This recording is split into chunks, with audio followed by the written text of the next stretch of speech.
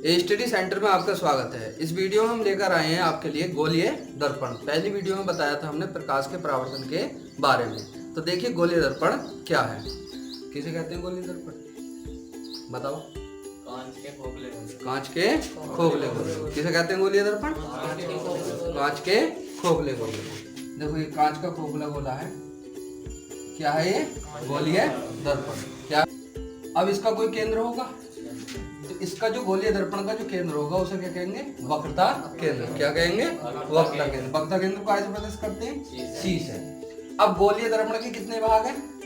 दो, एक अंदर वाला और एक बाहर वाला। तो गोलीय दर्पण कितने प्रकार का हुआ? दो प्रकार का। कितने प्रकार का हुआ? दो प्रकार का। नंबर एक कौन सा? उत्तल दर्पण। कौन सा? उत्तल दर्पण। और नंबर दो कौन सा? अवतल दर्पण।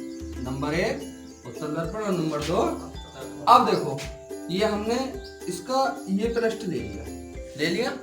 अब इसमें हमें अपना चेहरा दिखाई दे जाएगा, इसमें हमें अपना चेहरा दिखाई नहीं देगा। क्यों? क्योंकि इस पर पेंट करा हुआ नहीं है। इस पर पेंट करा हुआ नहीं है। अब जब पेंट करेंगे तो हमें अपना चेहरा दिखाई देगा नहीं देगा? इसमें किधर से पेंट कर दें? इधर से पेंट कर दिया अंदर वाले भाग पे, तो कहां से दिखाई देगा? बाहर वाले भाग से। कहां से दिखाई देगा? बाहर वाले भाग से। तो गोलीय दर्पण के बाहर वाले भाग को, गोलीय दर्पण के बाहर वाले भाग को उत्तल दर्पण, जिस पर अंदर की ओर पेंट किया हुआ। अवतल दर्पण, अब जैसा हमने ये बना दिया तो ये बाहरी पृष्ठ तो यही हो गया। इस पर क्या कर दिया हमने? पेंट। क्या कर दिया? पेंट। तो क्या कहलाएगा ये? अवतल दर्पण। क्या परिभाषा बनी, बताओ?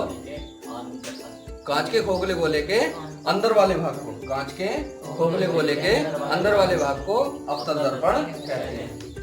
अब ये हमने बनाया, कौन सा दर्पण है बताओ? ये कौन सा दर्पण है? ये कोई सा दर्पण नहीं है, ये कांच का टुकड़ा है, ठीक है। अगर हम इसके अंदर वाले पृष्ठ पे या बाहर वाले पृष्ठ पे पेंट कर दें तो कौन सा दर्पण बन गया? अवतल। कौन सा बन गया? क्योंकि अंदर वाले से दिख रहा है, बाहर वाले से हमें दिखाई नहीं दे रहा, तो ये अवतल बनेगा, ठीक है। किधर को भी बना दे, ये ध्यान रखना है। यदि अंदर वाले पृष्ठ से हम देख रहे हैं तो अवतल दर्पण होगा, और बाहर वाले पृष्ठ से देख रहे हैं तो कौन सा दर्पण होगा? उत्तल दर्पण होगा। कौन सा होगा? उत्तल दर्पण। ये तो थे दर्पण की परिभाषा। अब आता है ये दर्पण से संबंधित परिभाषा। दर्पण से संबंधित परिभाषा। तो सबसे पहले आता है दर्पण का ध्रुव। क्या आता है? दर्पण का ध्रुव। देखो अभी कौन सा दर्पण है?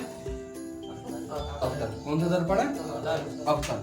तो ये बिल्कुल मध्य बिंदु दिख रहा है, ये क्या वो कहलाएगा? बोलो जोर से, क्या कहलाएगा?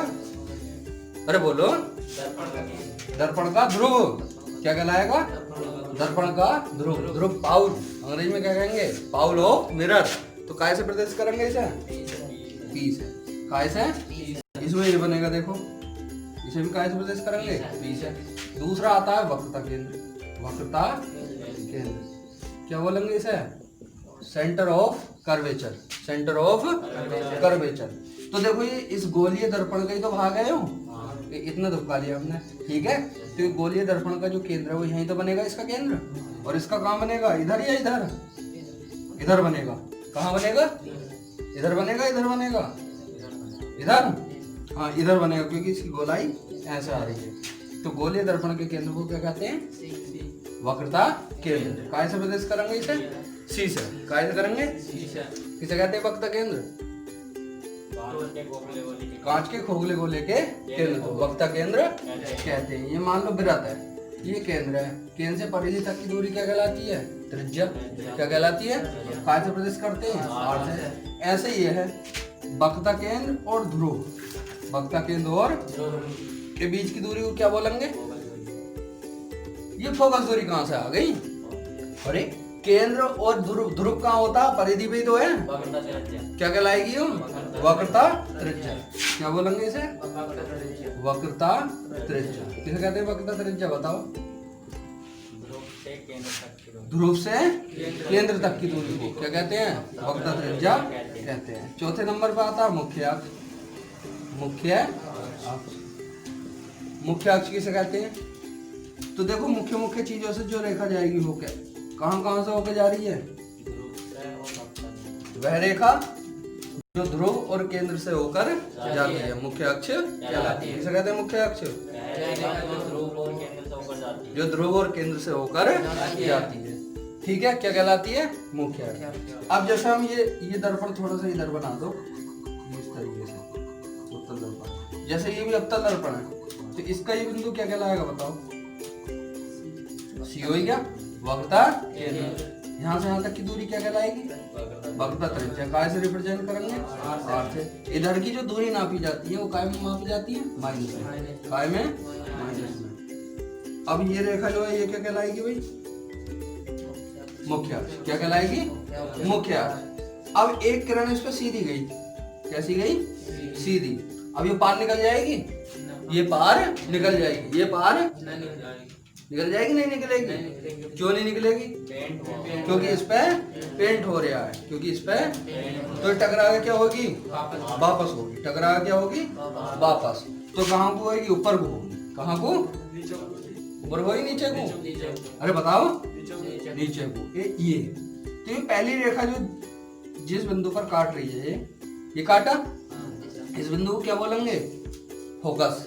क्या बोलेंगे, काय से प्रदर्शित करेंगे इसे, एफ से। काय से प्रदर्शित करेंगे, तो फोकस की क्या परिभाषा बनी, अगर हम बात करें मुख्य फोकस, मुख्य फोकस,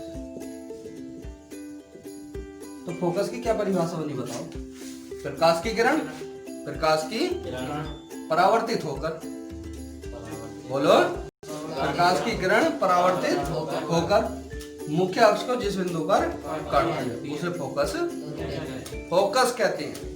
क्या कहते हैं, फोकस कहते हैं। किसे कहते हैं, फोकस, प्रकाश की किरण परावर्तित होकर मुख्य अक्ष को जिस बिंदु पर काटती है उसे फोकस कहते हैं। अब मान लो हम बात करें फोकस दूरी की, काय की, फोकस दूरी। देखो ये रटने की तो चीज नहीं है। अब फोकस दूरी की हम बात करें तो इस बिंदु को क्या कहते हैं, और इस बिंदु को केंद्र, केंद्र क्या में अंग्रेज क्या बोलते हैं इधर, ध्रुव। केंद्र ये है, ठीक है। तो कहां से कहां तक, फोकस और ध्रुव के बीच, देखो ये बीच की दिख रही है ये दूरी, ये फोकस दूरी है। क्या है, कहां से कहां तक, फोकस और ध्रुव के बीच की दूरी को फोकस दूरी कहते हैं। इसे काय से प्रदर्शित करेंगे, एफ से। काय से, कहां से कहां तक, यहाँ से यहाँ तक की दूरी क्या कहलाएगी, फोकस दूरी कहलाएगी। आगे समझ में। एक बात का और ध्यान रखना, यहाँ से यहाँ तक मान लो 40 है दूरी, कितनी है, ऐसा समझ लो कि छोटा सा हमने दर्पण बना दिया, ये ध्रुव हो गया, ये फोकस हो गया, और ये वक्रता केंद्र हो गया, ये मुख्य अक्ष हो गया।